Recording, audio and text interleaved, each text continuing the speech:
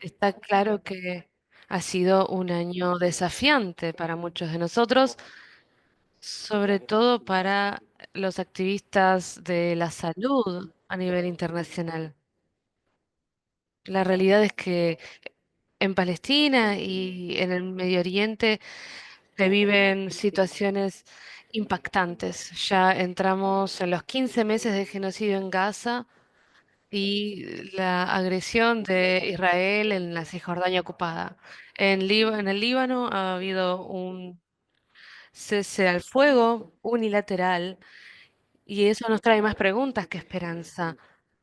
La situación política en Siria ha cambiado de manera drástica y hace pocos días el director de la OMS, doctor Tedros, sobrevivió el bombardeo de un aeropuerto en Yemen en donde se preparaba para abordar un avión.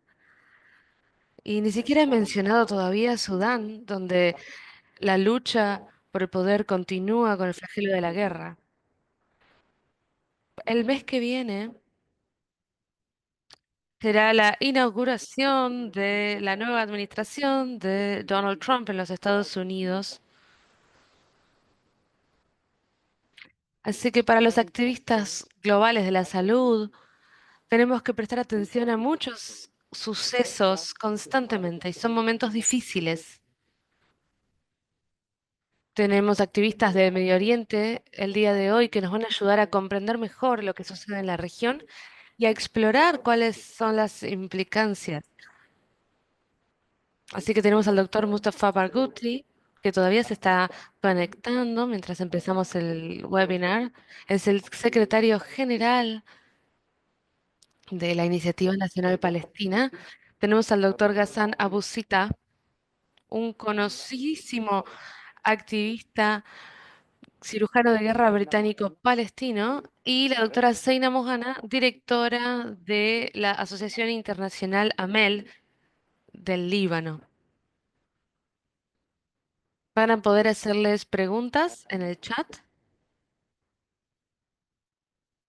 y a partir de ahí vamos a escoger algunas preguntas para hacerles a los oradores.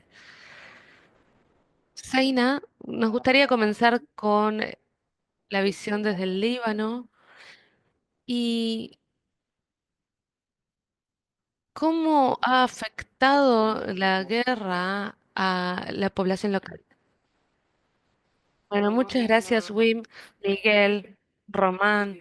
Gracias al MSP, porque siempre se hacen preguntas muy importantes, así que también le agradezco a nuestros queridos camaradas, el doctor Gazán, el doctor Abuti. Bueno, el Líbano ha enfrentado 66 días de guerra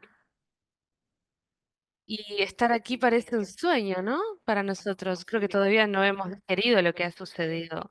Estamos contentos de que haya un cese al fuego, pero todos temen que en los 60 días que terminan el 27 de enero comenzará de nuevo la guerra en un lugar donde ahora hay 16.000 heridos, alrededor de 4.000 muertos, muchas bajas civiles, además de bajas militares, ¿no? Alrededor de 4.000 también que han perdido sus vidas en la lucha.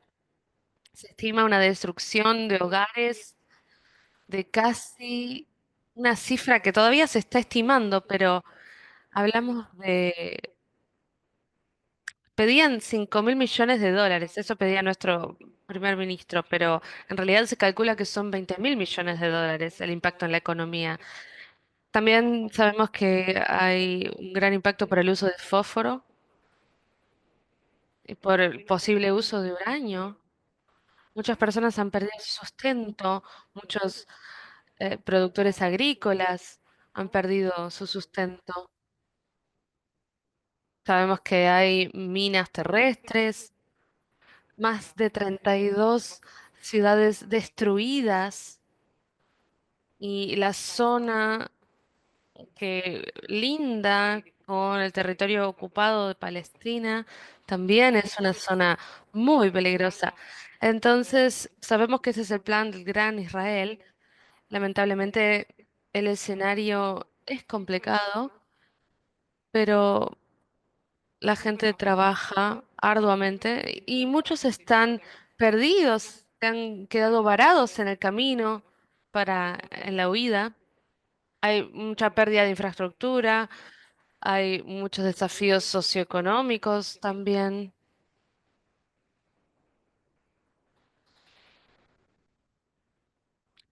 Hemos tenido en el Líbano y en muchos lugares, ¿no? Hay distintas situaciones, pero en general lo que sucede es que las fuerzas ocupantes israelíes que están en dos lugares del Líbano están causando muchos daños. La gente se ve más que afectada. La situación económica es nefasta porque el Líbano recibe el 30% nada más de los productos de alivio que se esperaba que recibiera.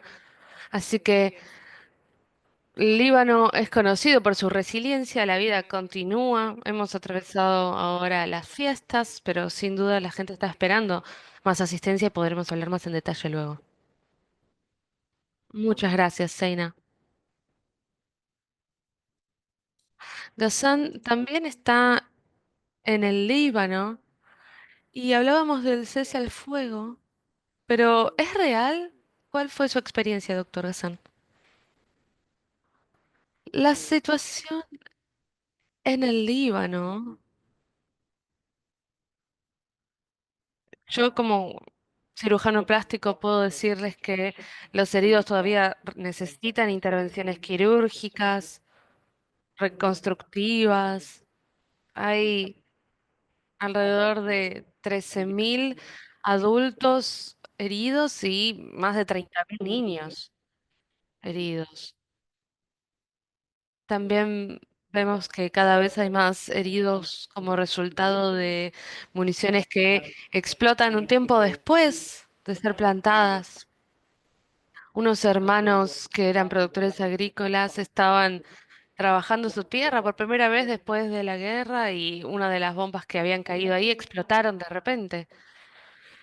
Y ahora tenemos un flujo entrante de sirios heridos o que escapan de los nuevos poderes en Siria, que atacan a los heridos en los hospitales, que pertenecían a la armada siria anterior. Así que hay muchas familias cruzando fronteras para ir a los hospitales. Y hay minorías sirias que huyen de organizaciones fundamentalistas islámicas que han atacado muchos grupos, muchos pueblos en Siria. Y al mismo tiempo hemos tenido un rechazo abierto por parte de Israel al sur del Líbano en la implementación de la cuestión de que lo que buscan ahora es una, un área de separación que se extienda desde el Mediterráneo y todo alrededor, desde el sur del Líbano, alrededor de los altos del Golán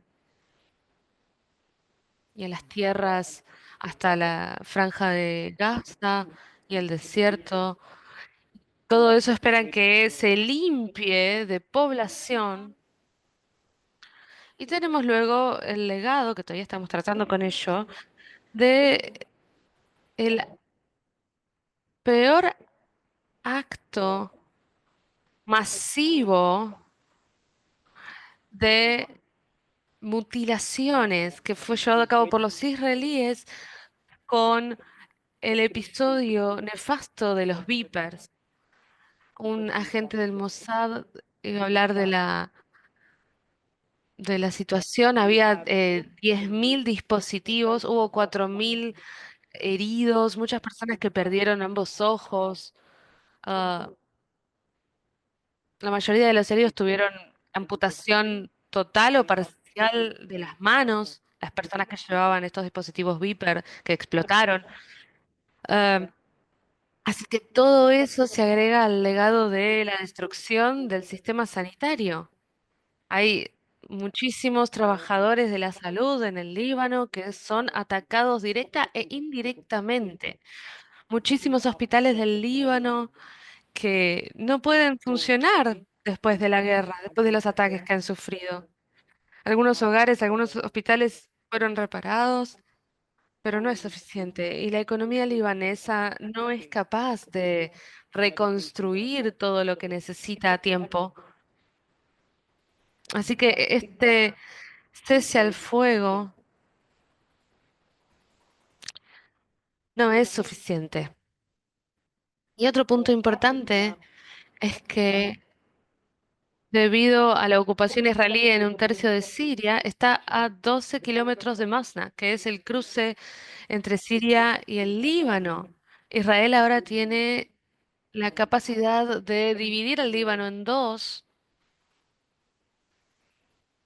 a través del valle o convertir al Líbano en otra franja de Gaza, en donde puedan controlar todas las fronteras internacionales.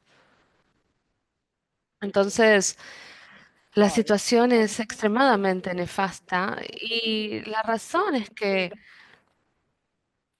estamos viendo algo que sucede en toda la región, ¿no? El imperialismo occidental está redibujando el mapa de la región con sangre y lo que faltaba es la ocupación de Siria, del sur del Líbano, el genocidio en que se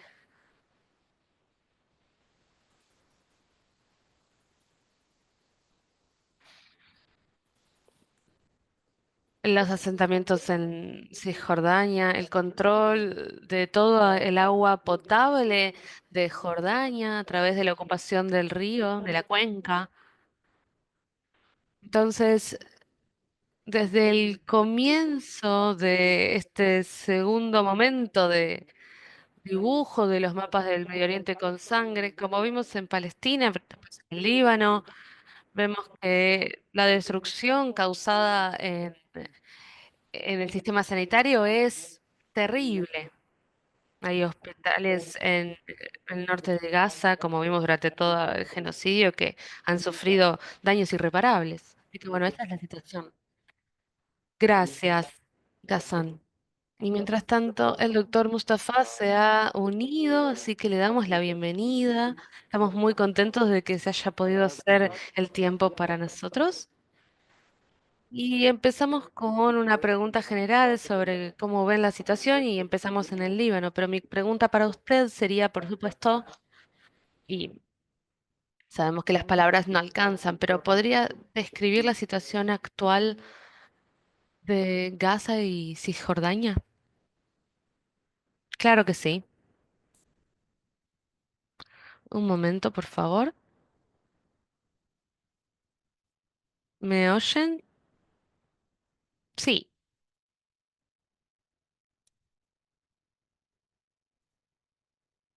Tendría que prender el micrófono.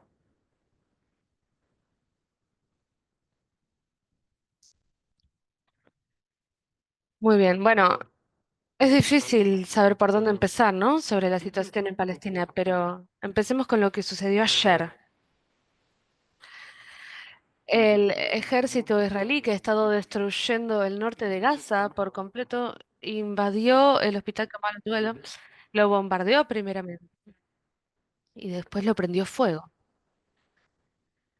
Prendieron fuego los quirófanos, distintas clínicas, incubadoras y algunos de los médicos y de las enfermeras quedaron atrapados en los incendios y murieron.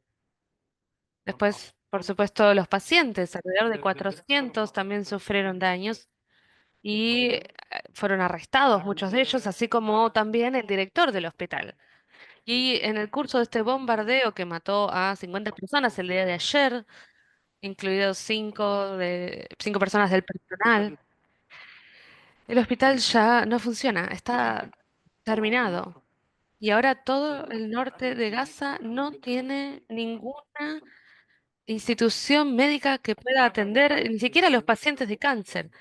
Es más, durante los ataques israelíes se han eliminado de raíz cuatro pueblos: Betanún, Jebalia, Yatlaya y un campo de refugiados que tenía más de 150.000 personas. Están en el proceso de tres crímenes de guerra que conocen muy bien: el genocidio, el- la hambruna que causan y la limpieza étnica. Ahora han limpiado étnicamente todo el norte prácticamente. Los cuatro pueblos que les mencioné eliminaron toda fuente de vida allí y quieren anexar por lo menos el norte de Gaza, y los ataques en todo Gaza continúan. Hasta ahora el ejército israelí ha asesinado a más de 55.000 palestinos, de los cuales 70% son mujeres, niños y personas de edad avanzada. Y han herido a más de 180.000 personas. Habría que agregar alrededor de 40 o 50.000 personas que murieron de enfermedades causadas por la falta de agua potable, alimentos, o por infecciones que se están expandiendo por toda Gaza. Y de esas 180.000 personas, estimamos que el 25% o el 30% van a morir por la falta de tratamiento médico o de intervenciones quirúrgicas. La realidad es que el 10% de la población de Gaza ha sido herida o asesinada. El 10%. Y para darles una idea de lo que eso significa, durante la Segunda Guerra Mundial, Francia perdió solamente el 4% de su población a lo largo de 5 años de guerra.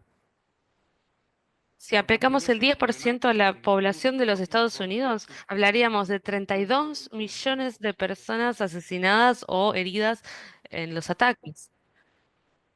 Y el personal médico, como sucedió en el Líbano, que es el mismo de Gaza, lo mismo que le ha sucedido a los de Gaza, muchísimos de ellos, profesionales de la salud, han muerto. Muchos otros han sido heridos. Y no se permite que entren los periodistas a Gaza, pero sabemos que muchos de ellos han muerto también. La cantidad de explosivos que se lanzaron en Gaza no es menor a 80.000. Son 36 kilos de explosivos por cada hombre, mujer y niño.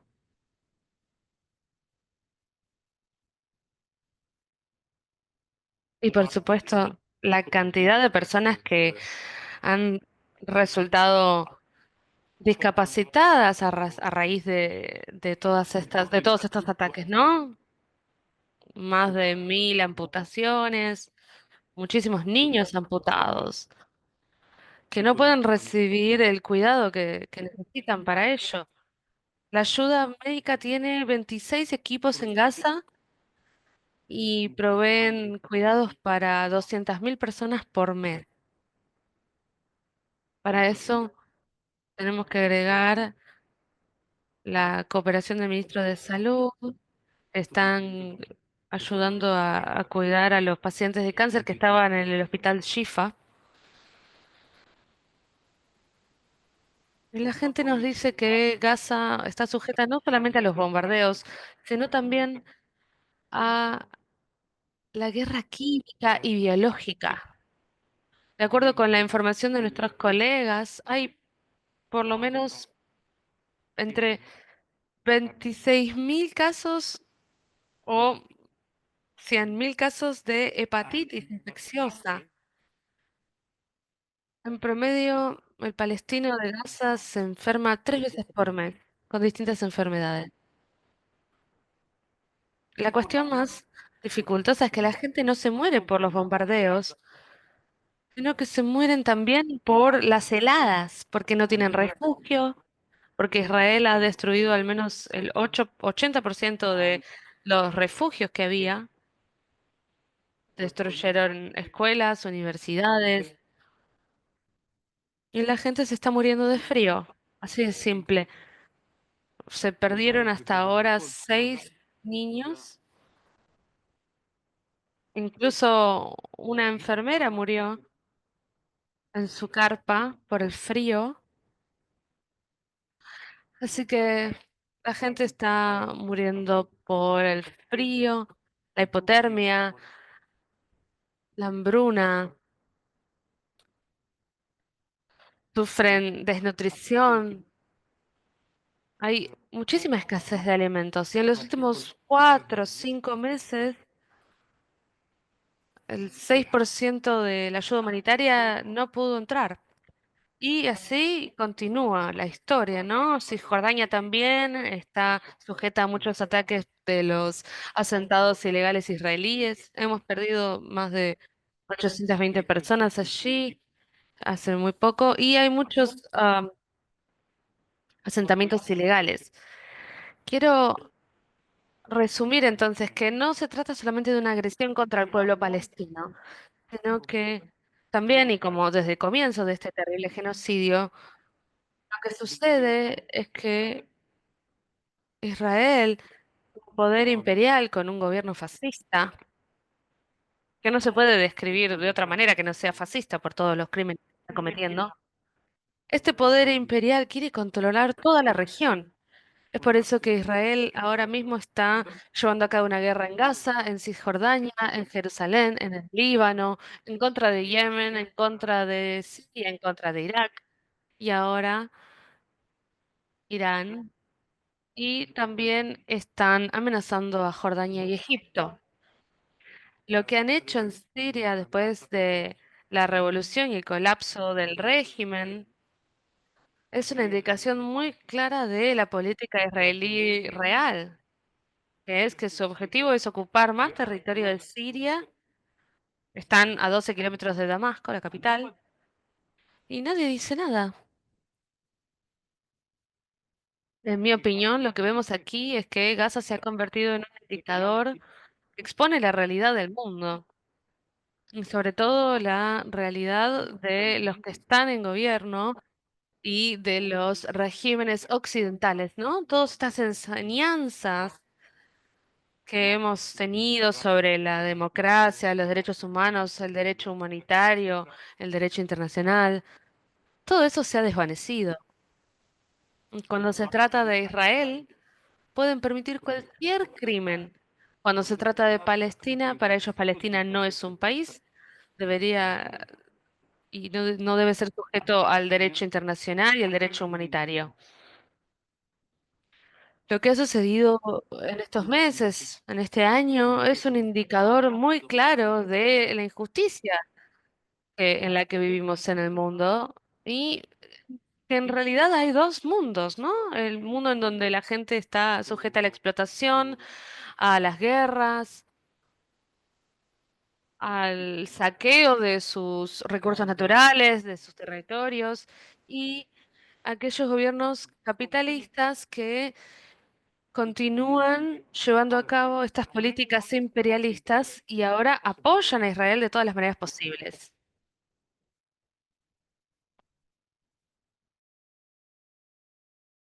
Me refiero únicamente a los Estados Unidos de América, que es el principal país responsable por lo que está sucediendo, porque Israel no podría luchar por más de una semana sin el apoyo de los Estados Unidos. También me refiero a gobiernos como Gran Bretaña, Alemania, Francia y otros países de Occidente que imponen embargos militares. Hay otros países como España, Islandia, tienen otras políticas y lo apreciamos. Pero lo que estamos viendo en general es el peor de los casos, la peor forma de injusticia en nuestro mundo. Gracias. Muchas gracias, doctor Mustafa. Nos ha dado un panorama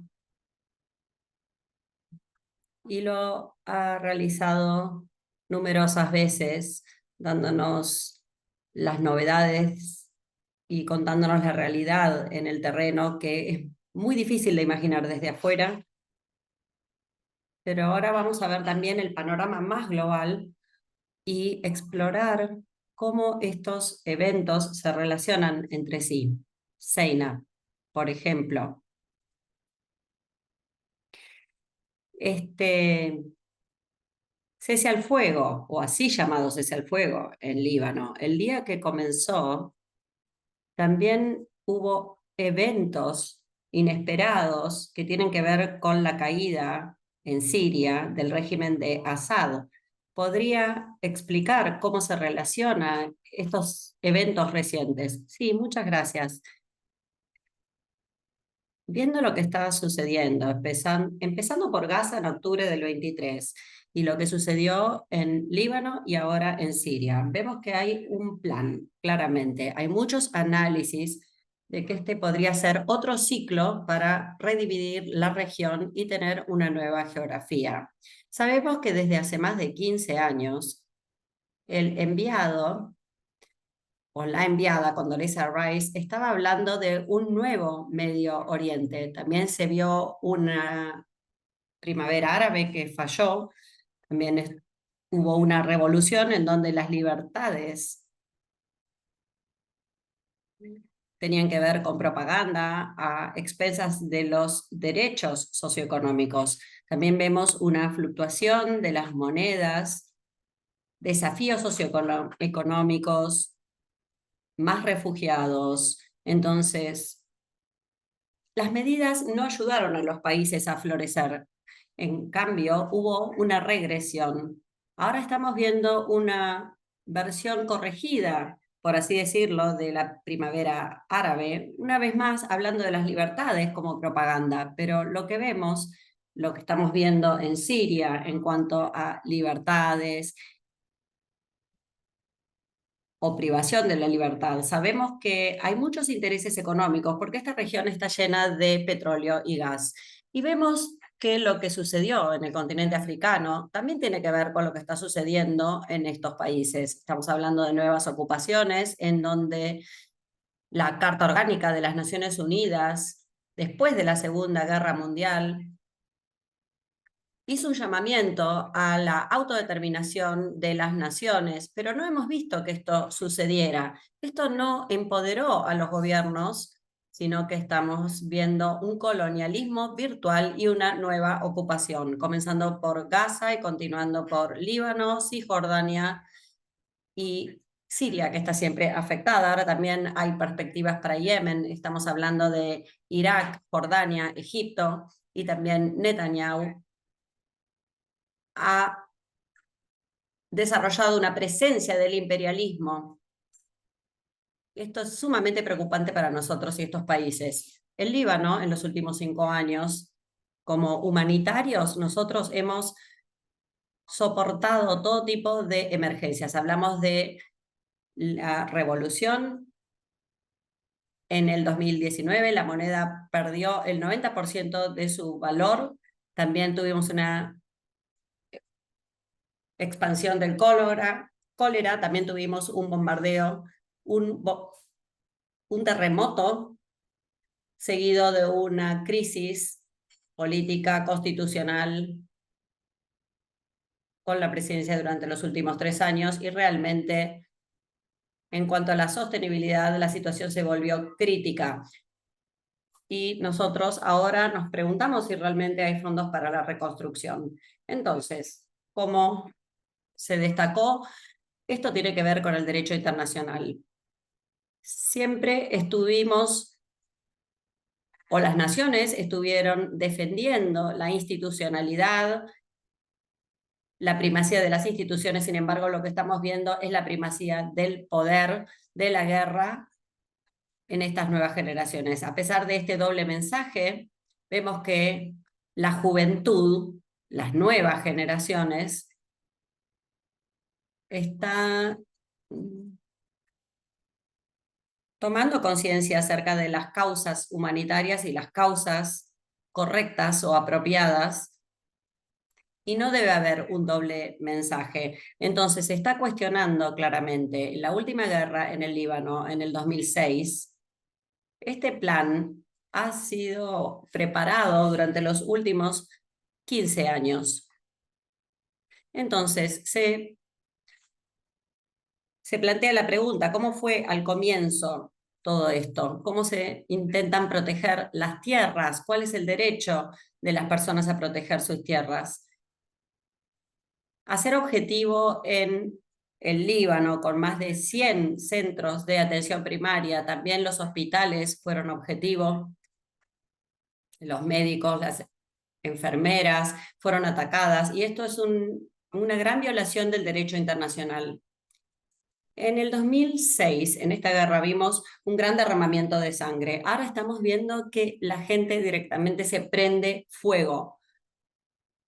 La sangre ya no se ve. No hay tanto derramamiento de sangre porque la destrucción es absoluta, total e instantánea. Las casas están siendo quemadas. Entonces, ¿cuáles son estas armas que se están utilizando? Hay grandes violaciones con respecto a las armas que se están utilizando contra estas personas. Más de 3.000 personas han sido víctimas. Entonces, el planteo es hacia dónde vamos, hacia dónde se dirige todo esto. Ahora hay más de 2.000 personas desplazadas del Líbano, de Siria, de Beca, hacia las tierras libanesas. También vemos que el Líbano, que tenía un alto número de refugiados per cápita, más de 30.000 han vuelto a Siria porque se les permitió volver sin ningún castigo. Entonces, todos están muy preocupados. La prioridad que se da a la libertad y la propaganda acerca de la estabilidad y la sostenibilidad. ¿Es esto realmente un cese al fuego? ¿Es similar a lo que sucedió en 2006? ¿Se van a reanudar las hostilidades? Porque en el pasado vimos que no hubo respeto del lado israelí. Gracias, Zaina. Doctor Ghassan, vuelvo con una pregunta para usted, porque usted siempre parece estar en el lugar correcto, en el momento correcto. Fue el primer médico que fue a Gaza después de los eventos de octubre del 23 y estuvo en Líbano en octubre del 24. ¿Cómo puede usted anticipar lo que va a suceder en la región? Creo que si uno piensa que el imperialismo y el capitalismo continuamente perpetúa la ofensiva, y si uno no se deja llevar por la ilusión o por los deseos, los palestinos han llegado ya a la conclusión de que el gran error del movimiento sionista, y según Benny Mori, el gran error fue permitir a algunos palestinos que se mantuvieran viviendo después de 1948 en Cisjordania y Franja de Gaza. Ese ha sido una de las premisas, y también eliminar continuamente la población indígena. El sionismo se encaminaba hacia el genocidio como forma de eliminar a la población natural de la zona, en lugar de separación, exclusión o expulsión. Entonces, esto fue claro el 7 de octubre que esto iba a suceder, porque lo habíamos visto en Cisjordania y en algunos puntos focales. Del mismo modo que los pogroms en Europa occidental fueron centros clave del Holocausto. También hubo focos en el genocidio de Gaza. En cuanto al capital mundial y la crisis, es evidente. Lo que yo sentí es que existe el imperialismo occidental, que se basa en los mitos fundadores del Estado liberal de la posguerra, que es el derecho internacional, la Cámara Penal Internacional y muchas otras herramientas de lo humanitario, que en realidad son mitos de la política occidental, incluso mentiras. Entonces, el imperialismo ha estado boicoteando todo esto para seguir expandiendo su proyecto colonial. Entonces, ¿por qué uno haría esto sin pensar en el día después? Si lo que uno quiere en el día después, para lo que uno quiere el día después, no se necesitan estas herramientas como excusas, porque se trata del imperialismo occidental y lo que estamos viendo es precisamente eso. Cuanta más sangre se derrama en Gaza, los resultados de las elecciones en Europa, en Reino Unido y en Estados Unidos estaban cambiando hacia la consolidación o virando hacia la consolidación de lo blanco, el liberalismo. El lenguaje del liberalismo ya no es necesario. Resulta obvio que la sangre genocida y la inversión que Occidente hizo en el genocidio es algo evidente. Israel no es aliado de Occidente, es un apéndice de Occidente. Es un apéndice de Occidente que se incrusta en nuestra región. Y esto significa genocidio estadounidense, británico, alemán. Israel es como una colonia que permite que todo esto se realice. Y lo que es obvio es que esa inversión en este proyecto genocida, con las consecuencias que tiene políticamente en cuanto a los mitos fundacionales de los que hablé, significan que el capitalismo occidental tiene intenciones. Y cuando Obama estaba por dejar su mandato y dijo que los Estados Unidos necesitaba pivotar fuera de Medio Oriente y centrarse en el Pacífico en preparación para una guerra con China, esto significa que Medio Oriente tiene que estar liberado de todas entidades, todas estructuras y todas comunidades que resistirían. Tiene que ser limpiado de todo eso. Quiere decir que las comunidades recalcitrantes en el Medio Oriente, las que han exhibido resistencia generación tras generación al colonialismo, tienen que ser eliminadas. Entonces, en 1936, la Revolución Palestina fue la que desafió a Occidente. Entonces, la necesidad de alterar en forma genocida sociológicamente estas comunidades en Cisjordania, en la Franja de Gaza, en el sur del Líbano, existe para Occidente, para que ya no puedan, por las siguientes generaciones, no puedan ser capaces de montar el tipo de resistencia que ya han montado, que ya se ha demostrado que pueden realizar. Hamas, Hezbollah son las últimas manifestaciones de estas resistencias, de estas comunidades, que han resistido el colonialismo desde que el colonialismo llegó a esta parte del mundo con la Primera Guerra Mundial. Y para mí, esto hace evidente que, que hay intenciones de una nueva guerra en Líbano, con el asesinato en Teherán y Beirut. Evidentemente se estaban buscando excusas para provocar algo de esta magnitud. Y esto es un precursor. Y por eso decidí ir al Líbano, porque sabía que esto iba a suceder. Mi creencia es que todavía no hemos pasado la peor parte de todo esto, que Occidente va a querer remodelar Siria, va a querer remodelar el norte de Irak y la parte occidental de Irak, y que va a haber que pagar las consecuencias y una gran parte de esta región, el mapa se va a redibujar. Muchas gracias, Ghassan. Es un análisis muy claro. Y alguien en el chat ya hizo una pregunta acerca de las campañas. Después vamos a volver a las preguntas, pero primero quería hacerle una pregunta al doctor Mustafa. Como dijo Ghassan y como usted también mencionó, los mapas de Medio Oriente están siendo redibujados estos días están siendo redibujados con sangre. Pero luego del análisis de Gazan, ¿usted estaría de acuerdo en decir que son los Estados Unidos y Europa Occidental los que tienen responsabilidad? Sí, por supuesto.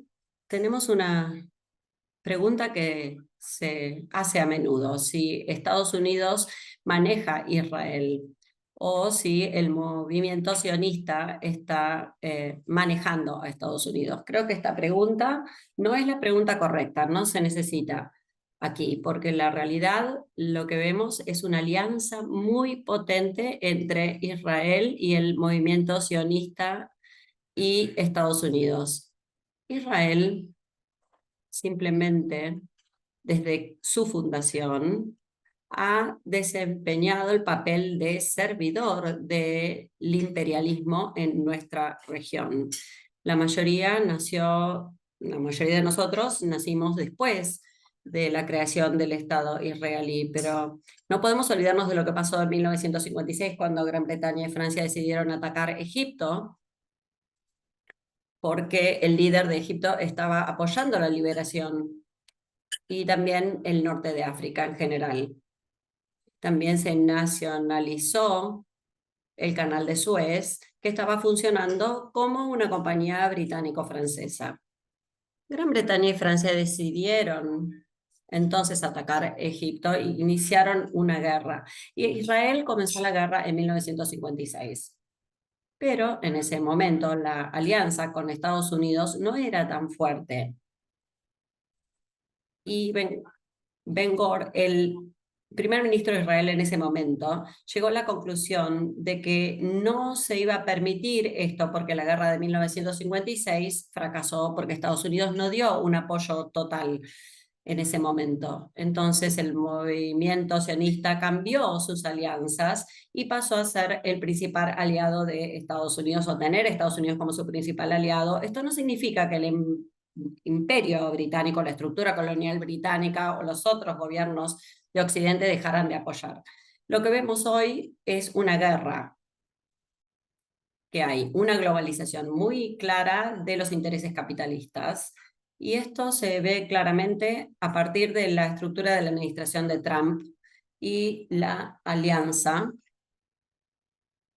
que es lo que conecta a todas estas partes, sino es el control de la riqueza. Lo que veo es una alianza muy potente. En este caso se está utilizando como instrumento para reordenar Medio Oriente, con un propósito en particular, que es controlar las economías de Medio Oriente, los recursos naturales de la región y las posiciones estratégicas de Medio Oriente, para utilizar todo eso en su lucha futura con Rusia y China, entre Estados Unidos y los gobiernos occidentales.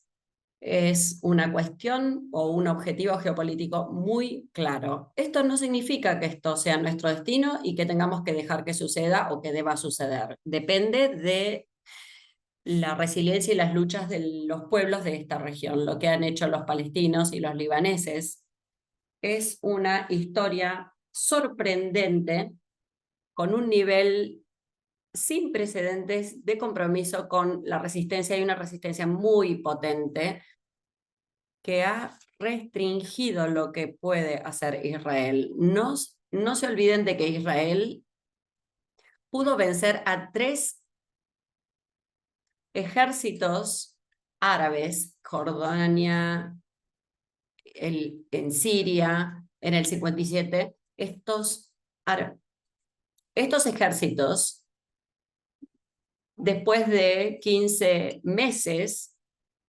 no ha podido acabar con los ataques palestinos. Significa que hay una fuerte voluntad de los pueblos de la región para luchar contra el poder imperialista y demostrarle que no puede hacer lo que quiera. Y esto se basa en la capacidad de reunificar la situación o la población palestina, que sufre a través de las divisiones, y también unificar los esfuerzos la voluntad y la resistencia de todos los grupos árabes en la región contra los planes imperialistas, unirse contra esos planes, porque si estos planes se cumplen va a ser un desastre para la región.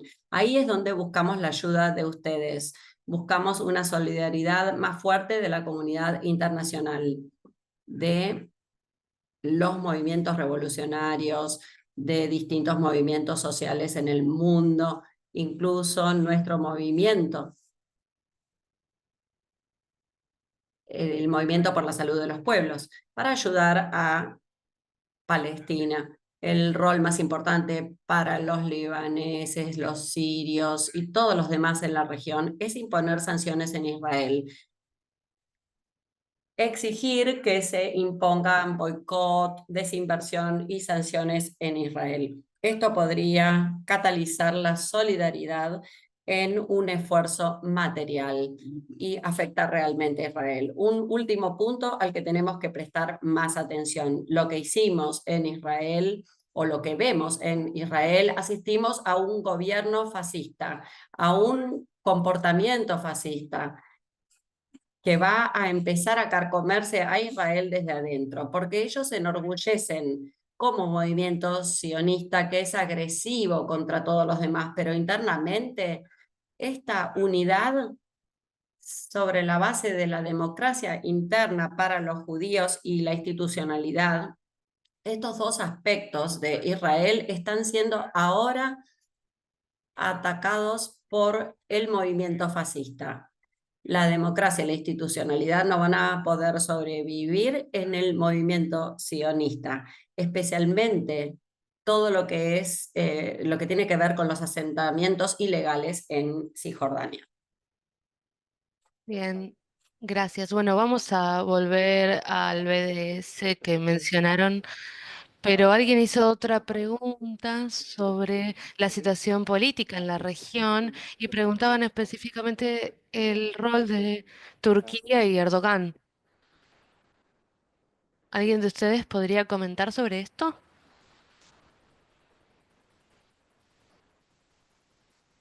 Tal vez puede ser una pregunta para usted también, doctor Mustafa. Bueno, es un rol peculiar, ¿no? Porque por un lado Turquía declaró que apoya a los palestinos, pero declararon que el boicot económico contra Israel lo iban a apoyar también, pero al mismo tiempo sabemos que es parte de la OTAN, Turquía, y no está lejos entonces de la posición de los Estados Unidos.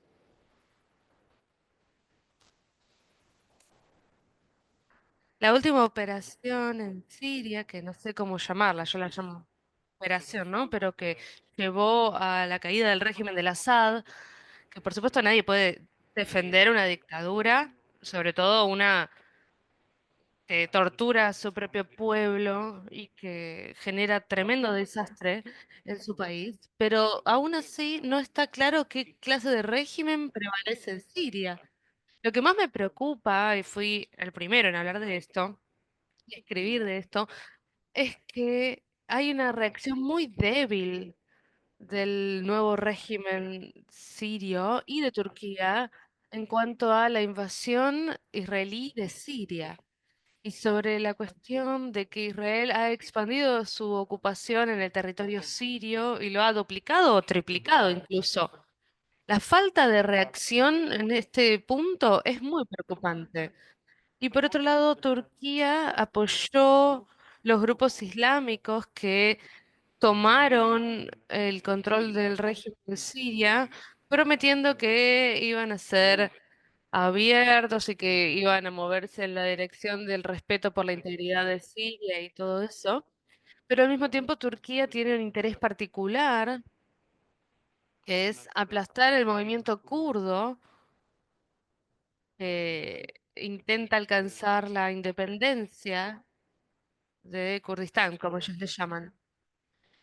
Entonces aquí hay un punto clave, porque por un lado Turquía está en contra de los kurdos y quieren que el régimen de Siria tome el control de las áreas kurdas, mientras los estadounidenses están ahí y apoyan a los grupos kurdos.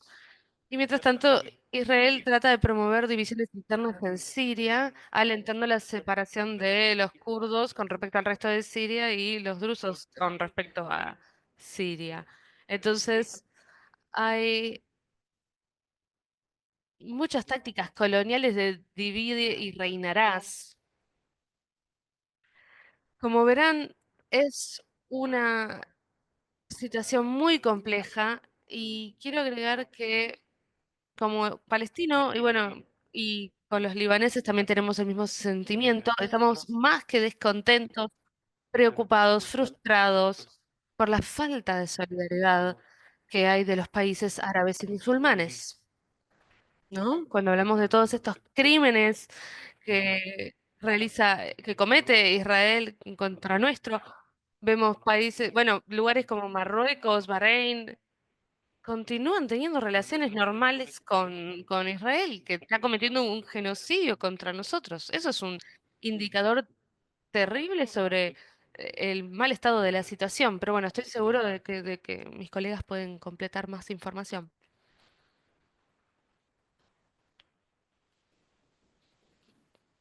Doctor Gazán, doctora Zeina,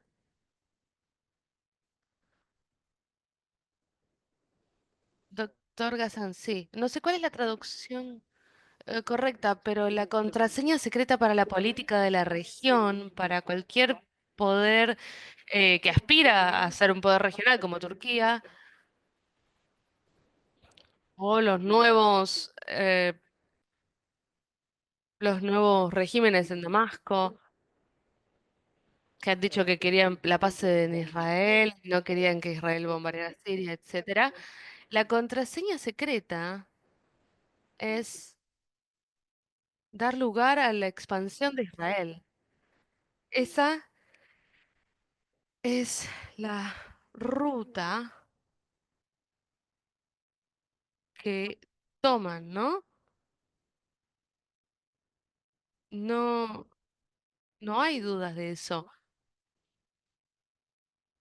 A pesar de todas las guerras brutales que llevó adelante Estados Unidos desde el atentado a las Torres Gemelas en nombre de la libertad, la democracia, y bueno, también el Reino Unido, un montón de otros países, todos ellos están lavando la cara política respetable de Yulani, que era de los mandos medios de Al Qaeda. Y la mayor parte de su facción. Entonces, lo que tenemos es la comprensión por parte de todos de que si uno quiere que Occidente acepte cualquier crimen que usted cometa o que haya cometido en el pasado, el secreto para lograrlo, para lograr ese apoyo, es que no desafíe de ninguna manera a las aspiraciones regionales de Israel de expandir su área de limpieza étnica. Y bueno, eso es lo que se ha hecho y lo que han hecho el nuevo régimen de Damasco.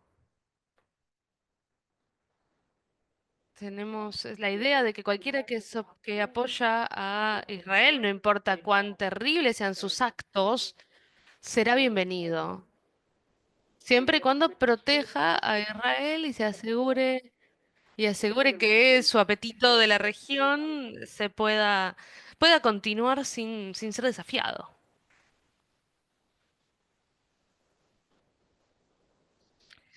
Es una reflexión, sí, muy interesante. Ah, si pudiera agregar algo.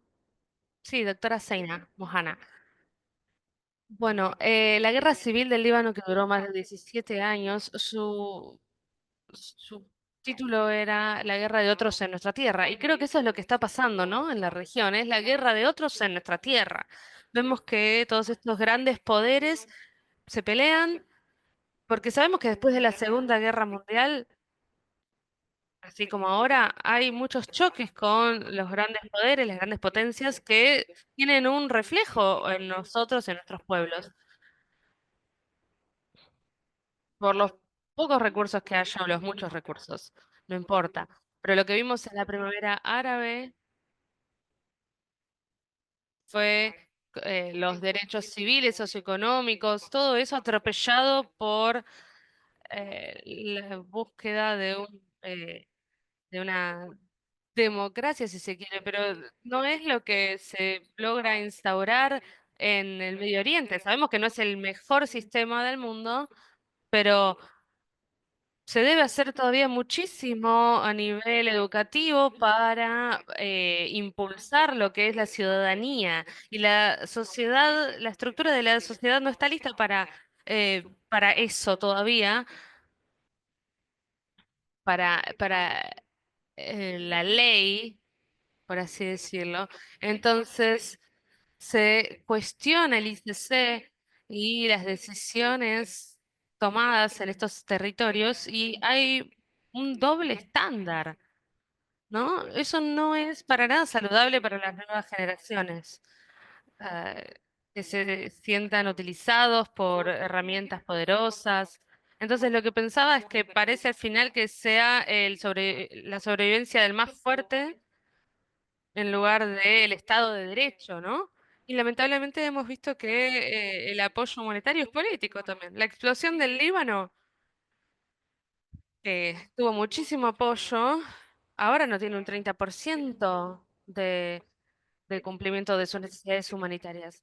Eh, l- Hubo mucha solidaridad dentro de las comunidades libanesas, eso fue muy importante, y también mucho apoyo a la diáspora, que lamentablemente es una y otra vez negada en muchos lugares. Tenemos el número más alto de refugiados en la historia ahora, ¿no? Eso es más que alarmante porque estamos hablando de una época de paz o de técnicas no violentas, pero la verdad es que lo único que vemos es violencia para adquirir eh, territorios, recursos.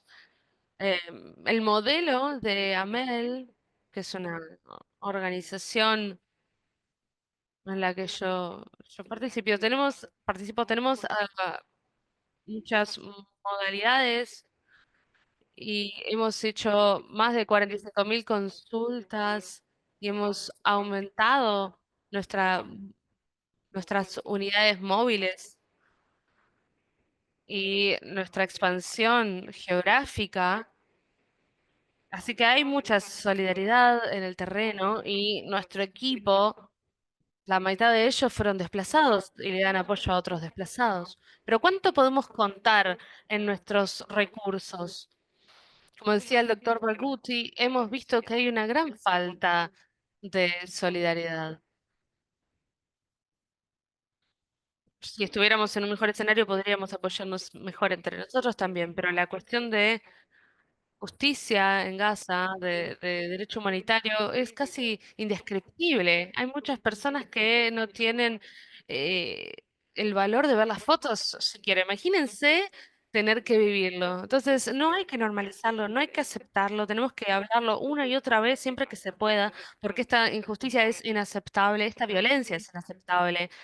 Y creo que sin dudas la unidad es la manera de avanzar hacia adelante. ¿Y cómo se desarrolla el Líbano? Bueno, siempre hemos tenido mucha resiliencia, mucho empuje, y este es un momento realmente esquizofrénico. Un día hay guerra, otro día la gente está de fiesta. Y bueno, esa es la manera de sobrevivir muchas veces, ¿no? Pero no está bien. La gente tiene el derecho a la autodeterminación y tenemos que exigir más protección de la arena internacional y exigir también eh, que se termine con este intento de dominación. Como hemos visto, en Sudán quieren fragmentar el país para controlarlo mejor. Bueno, eso es claramente lo que está sucediendo en todas partes, pero creo que también aumentar nuestra concientización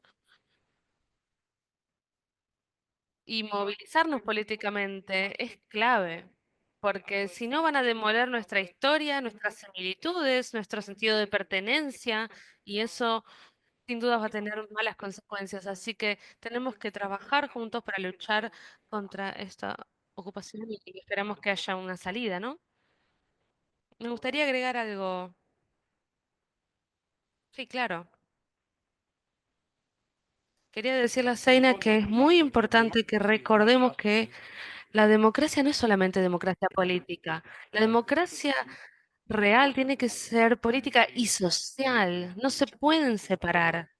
Porque si no, terminamos teniendo, como muy bien describía, hablando de ciertos aspectos políticos y olvidándonos los derechos sociales de las personas. En la era del apoyo humanitario, el ejemplo más claro de la hipocresía de Occidente es lo que está sucediendo en la UNRWA, que se diseñó en 1949 para servir a los refugiados palestinos que tendrían que haber podido volver a sus hogares en las áreas de Palestina de donde fueron desplazados, que fueron más de 500 comunidades arrasadas, y las Naciones Unidas pone como condición el reconocimiento de Israel con que acepte el derecho de los refugiados palestinos a volver a sus hogares y además tener su propio Estado. Por supuesto que nada de esto fue implementado, pero ahora Israel va atrás de la UNRWA. Intenta desarmar la organización creada por las Naciones Unidas para ayudar a los refugiados, a las víctimas de la limpieza étnica que llevó a cabo Israel, que lleva a cabo. Quieren evitar la cooperación de UNRWA y evitar que UNRWA trabaje en el territorio. Y esa es una manera de atacarlo, pero lo más impactante es que no viene solamente de Israel, viene de países como Holanda, Suecia, que han contribuido a la UNRWA regularmente, históricamente, y ahora dejan de apoyarla. Esto nos da un ejemplo muy claro de cómo el trabajo humanitario, las necesidades humanitarias, sabiendo muy bien que nadie puede reemplazar la UNRWA en Gaza, sabiendo eso, y que no se puede reemplazar a la UNRWA para los palestinos refugiados, en Gaza, en Palestina, en el Líbano, en Siria, en Jordania, aún así,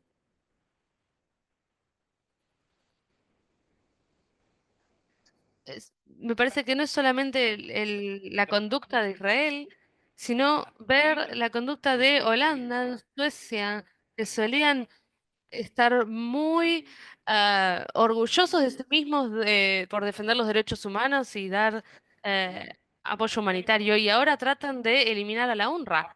Entonces, este es un ejemplo claro para ver cómo la ayuda humanitaria se usa de manera política constantemente.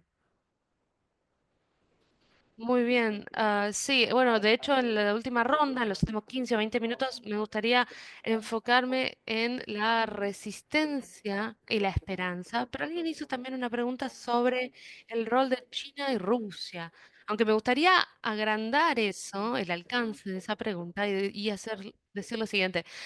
¿Creen que hay países en el sur global, Rusia, China u otros países, que tengan un rol positivo, que se puedan considerar aliados del pueblo palestino?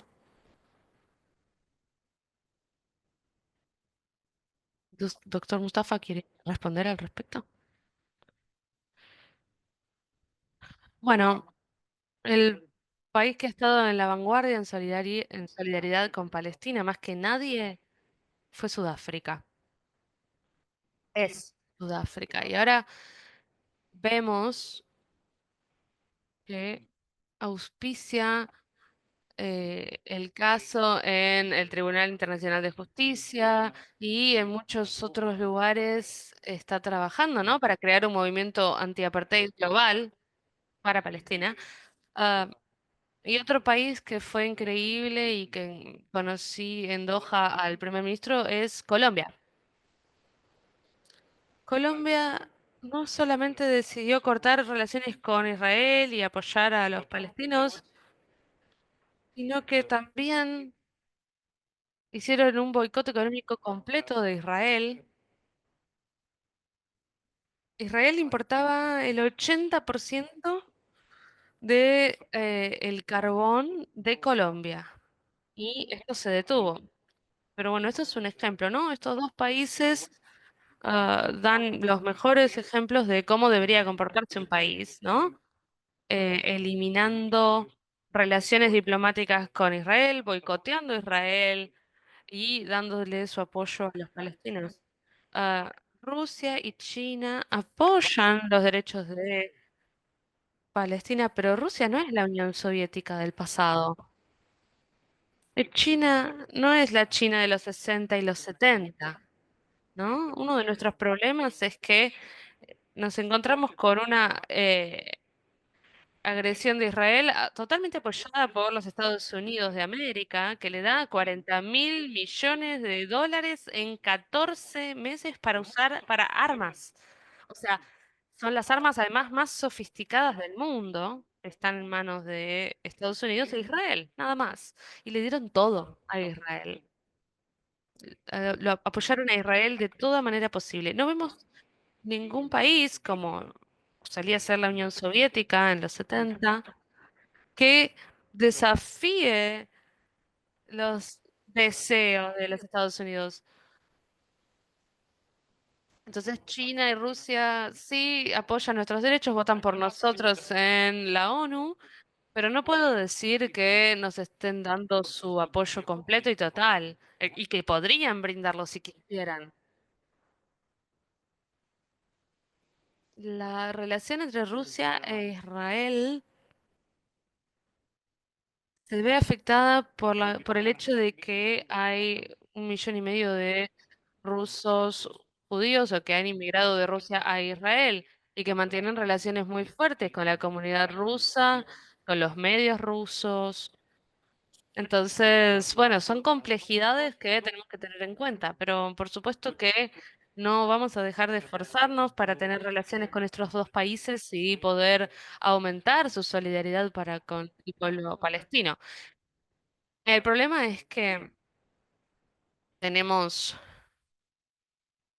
grandes grupos como los BRICS, por ejemplo, que se están volviendo un frente de muchos países, pero cuando vemos, sí, Rusia, China son diplomáticos con Palestina, bien, Sudáfrica está con nosotros. Y después, pero ¿qué pasa después con la India?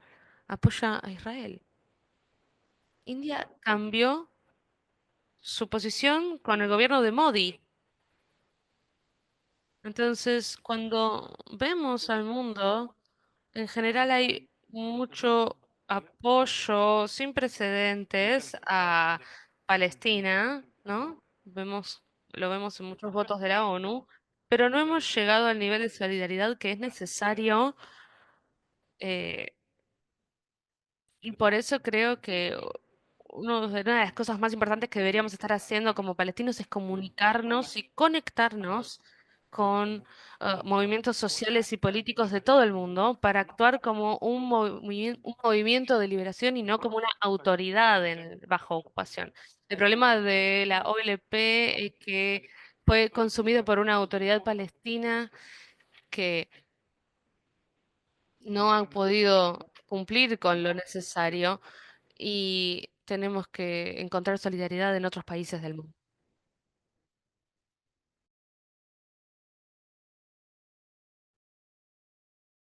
Y eso queda claro, pero a nivel de los gobiernos, que también pueden estar analizando cómo los ciudadanos, como activistas sociales, pueden unirse al movimiento de liberación, de resistencia. Se han mencionado movimientos de resistencia, pero piensan que esto es efectivo. Hay dos lugares que tenemos que abordar, los que están en el sur y los que están en el centro del imperio.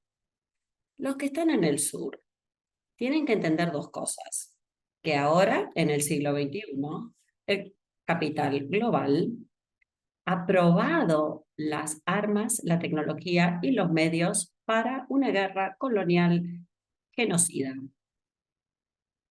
Herramientas genocidas no son herramientas genocidas para infligir una guerra, como sucedió en la Segunda Guerra Mundial, sino el genocidio como herramienta para una guerra. Las herramientas se han utilizado en Kashmir, en Nairobi, Brasil, en muchos lugares contra las poblaciones excedentes. La crisis económica del capitalismo global es el exceso de población. Este exceso de población tiene que ser gestionado y se han creado las tecnologías para hacerlo. Ahora se ve esto en el sitio de Gaza y también en el genocidio de Gaza. Los que están en el sur tienen que entender que eso es lo que se viene.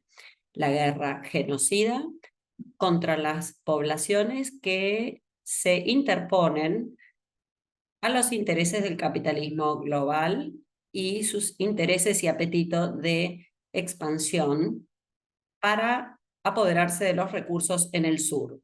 Esas poblaciones excedentes, ahora, en los que están en el centro del imperio, en Norteamérica y en Europa, en el norte, el lanzamiento que ha habido del neoliberalismo y el neofascismo, todo esto va a venir a expensas de los derechos de las personas que están dentro de esas clases en el corazón del imperio. Esas clases que son excedentes o que ofrecen resistencia al imperio. Sabemos históricamente, especialmente que a fines del siglo XIX y principios del siglo XX, estas clases en el centro del imperio, cuanto más se aliaron con las luchas anticolonialistas del sur, más capacidad o posibilidad tienen de afectar el cambio en Europa occidental. Lo que pedimos a las personas que hagan es no que ofrezcan su solidaridad con los sirios, los libaneses y los palestinos, como forma de indulgencia o como amabilidad, como muestra de amabilidad, sino como forma de entender que lo que está sucediendo en Medio Oriente se va a replicar en muchos otros lugares, en las Américas, en África, va a suceder también en Asia. Es lo que se viene, por eso tenemos que entender que el capital global ha llegado a una fase genocida. Esa fase genocida va a ser impuesta sobre los pueblos de todo el mundo. En cuanto a la salud y como trabajadores de la salud, hay dos cosas que tenemos que entender, que esa guerra genocida identifica la infraestructura sanitaria y el sistema sanitario como componente crítico del proyecto genocida. La destrucción del sistema sanitario ahora va a ser un punto central de las doctrinas militares de la guerra imperial que se va a desarrollar, la destrucción de hospitales, la matanza de médicos. Un artículo se publicó en Gaza. Si uno es médico o enfermera, tiene 5,3 más posibilidades de ser blanco de asesinato que el resto de la población. Entonces, la destrucción sistemática y también la necropolítica de la guerra racial y genocida está siendo ahora impuesta sobre el mundo. Lo que le estamos diciendo a las personas en el resto de la humanidad es que la guerra en Medio Oriente es una medida de lo que va a suceder. Es como un anticipo, a menos que se pongan de pie ahora para defender a sus familias, no van a poder continuar. Del mismo modo que los libaneses y los sirios están defendiendo a sus familias y a sus pueblos. Creo que hay un momento histórico que tenemos que aprovechar. Tenemos que volver a abrazar el concepto de la medicina de la liberación. El doctor Assam y lo que el doctor, muchos otros médicos están haciendo y algunos que han sido asesinados en los hospitales, lo que los colegas están haciendo en la ciudad de Gaza, lo que los médicos, las enfermeras, los trabajadores de la salud, todos los que forman parte de los comités de ayuda en Gaza, están tratando de imaginar dar vida, dar salud como forma de resistencia contra la necropolítica del genocidio. Los trabajadores de salud de todo el mundo que han tenido esta ruptura en el concepto de la medicina de liberación, que luego fue atacada y saboteada por el humanitarianismo, por las ONG internacionales que forman parte clave de el poder blando del imperialismo. Tenemos que reimaginar la salud como forma de resistencia anticolonial, de la forma en que sucedió en la Guerra de Liberación en Vietnam, en Argelia. Y este periodo de movimientos humanitarios por parte de los salvadores blancos, hay que ponerle fin a esta mentalidad para poder continuar con nuestros esfuerzos anticolonialistas. Muchas gracias por ese llamamiento para reinstaurar la salud como resistencia anticolonialista y además por hablar de la medicina de liberación.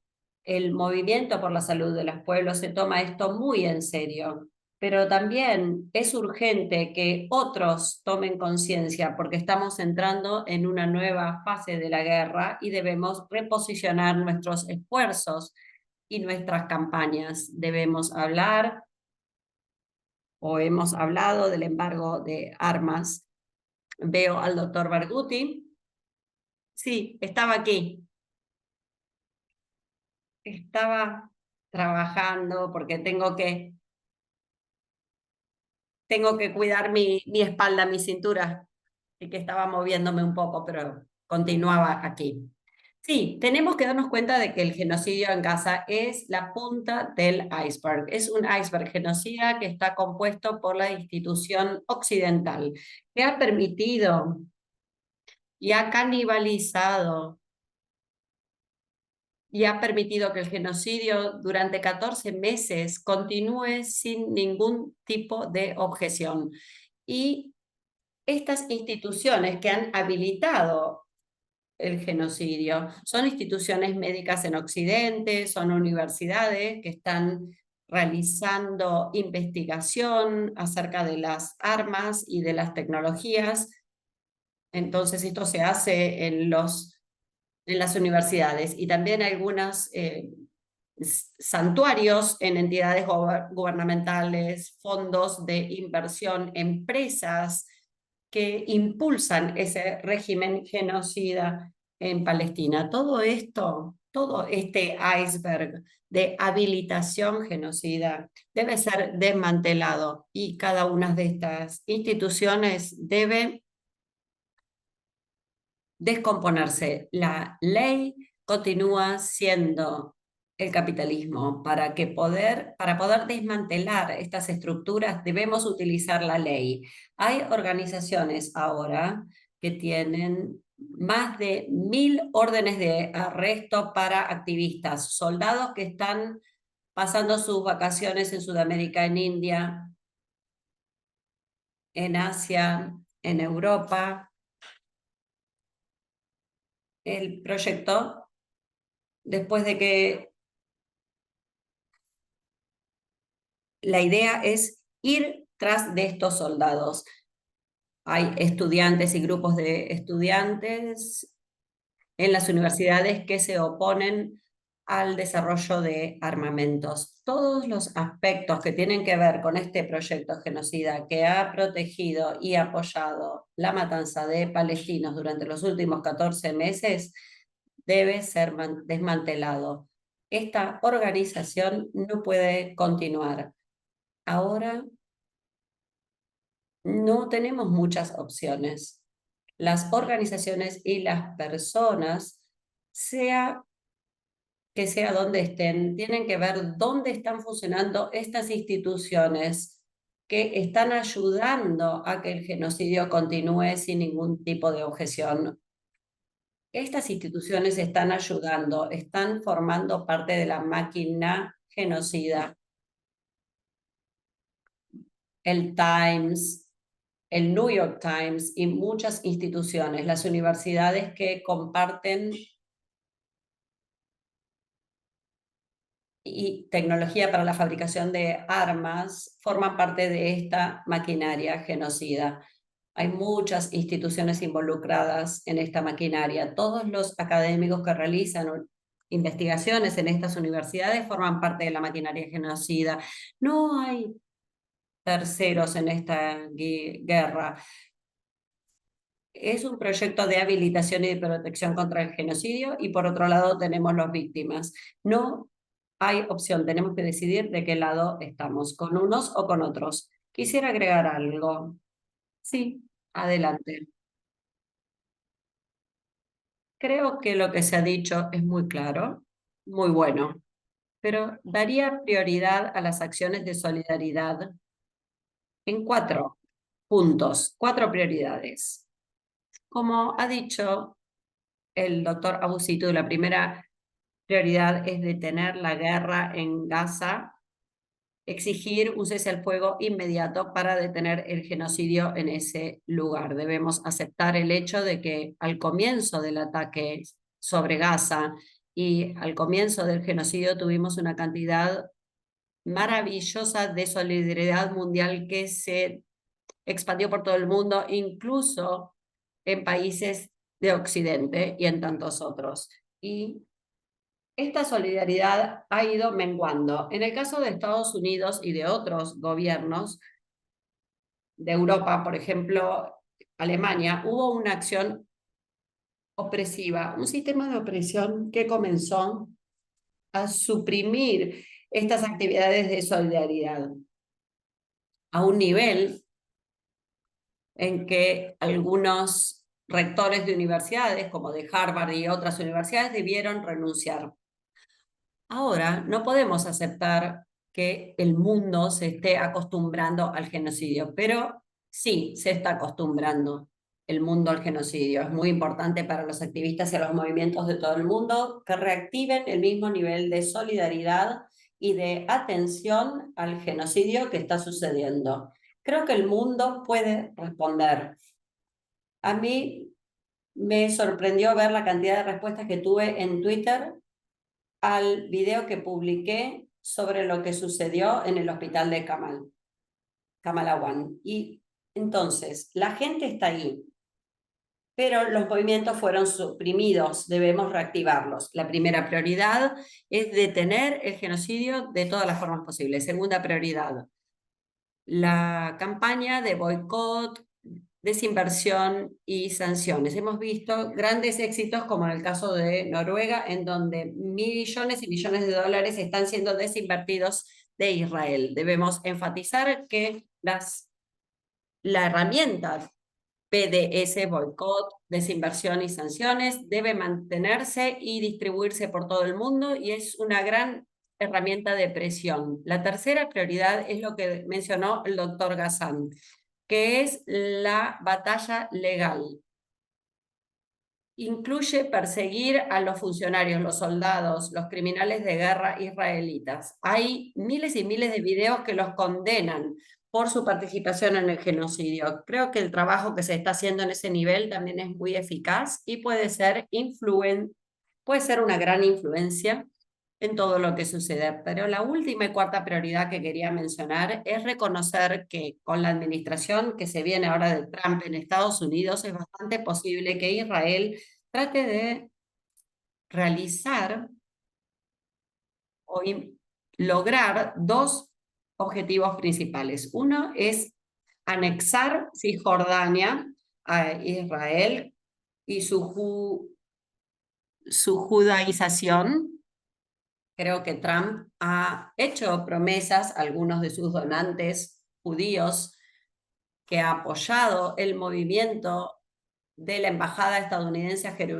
Jerusalén. Esta vez va a apoyar la anexación de Cisjordania. Ese es un objetivo importante. Y el otro objetivo es la limpieza palestina. Las herramientas son la limpieza étnica en Gaza y también en Cisjordania, pero primeramente en Cisjordania. Entonces, principalmente en Gaza. Tenemos estas dos cuestiones, tanto en Gaza como en Cisjordania. Creo que esta sería la mejor forma de ayudar a los palestinos a través de estas 4 prioridades. Sé que es una resistencia y una lucha a largo plazo, que nos va a llevar mucho tiempo descomponer o desarmar esas estructuras mundiales que se han afianzado. Pero para los palestinos estas 4 prioridades serían las más importantes en este momento. Yo quisiera agregar algo, algo más. Las oportunidades que hemos visto es que la nueva generación que no vivió durante la intifada, ahora está viendo lo que sucede en Gaza.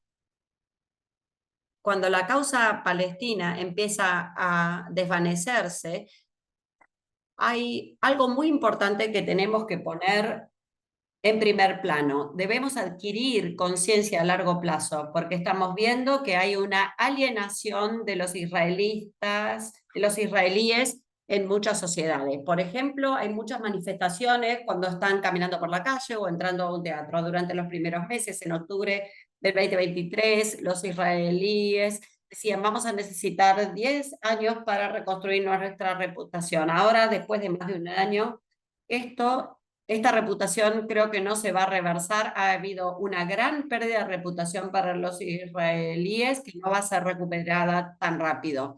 Esto es algo que va a ayudar a la causa en el largo plazo para poder recuperar los derechos de los palestinos y todas las poblaciones que están siendo afectadas, sabiendo que económicamente están teniendo muchos problemas. Hay importantes choques internos. Netanyahu también tiene casos de corrupción y hay muchos que se han ido de Israel. Hay oportunidades que se pueden aprovechar en el largo plazo, que pueden ayudar a lograr justicia para la humanidad. Y hay otro país que está sucediendo, que es empático con lo que está sucediendo con Palestina. Lo que está sucediendo es una limpieza étnica, hablando en términos jurídicos. Esto es tratar de borrar una población entera, borrar un país. Esperamos que esto no suceda y debe ser preservado.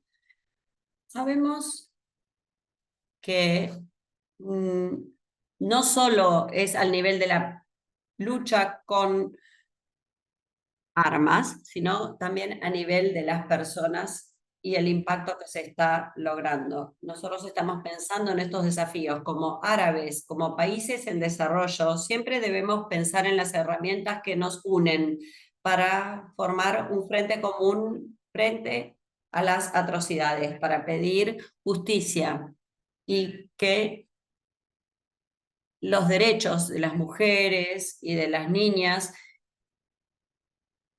también ayuden a adquirir conciencia. No debemos subestimar cuánto puede lograr esta iniciativa del BDS. Son algunas cuestiones entonces que deben suceder. Hay muchas empresas que cerraron sus sucursales y han implementado esta desinversión. Entonces tenemos que unirnos, luchar juntos. Sabemos que muchos países en Latinoamérica y en muchos otros lugares también enfrentan desafíos similares.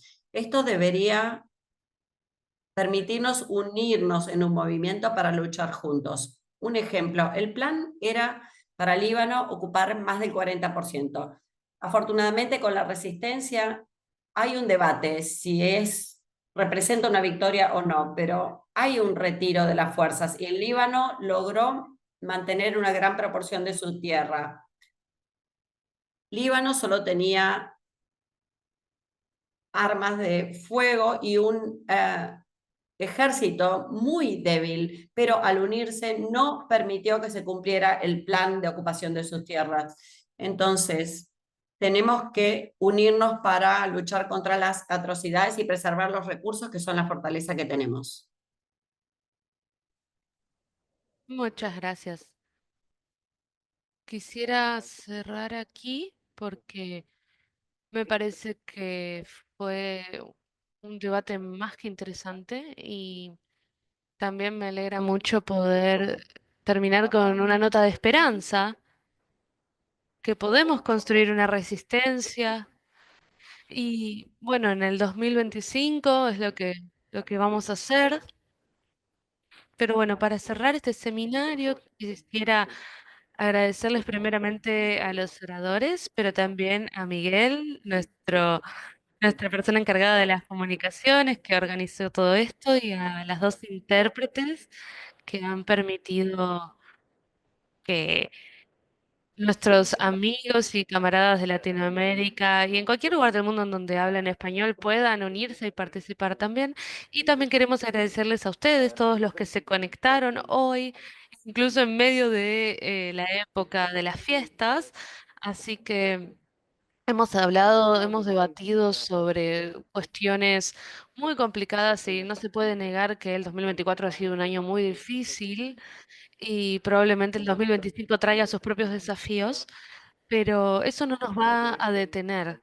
Vamos a celebrar de todas maneras esta época festiva, así que tómense un tiempo para descansar, reconectar con sus amigos, su familia y para encontrar la fuerza, ¿no?, que necesitamos y la alegría que necesitamos para darle vida a nuestra resistencia, e empoderarnos para seguir luchando por el derecho a la salud en el 2025.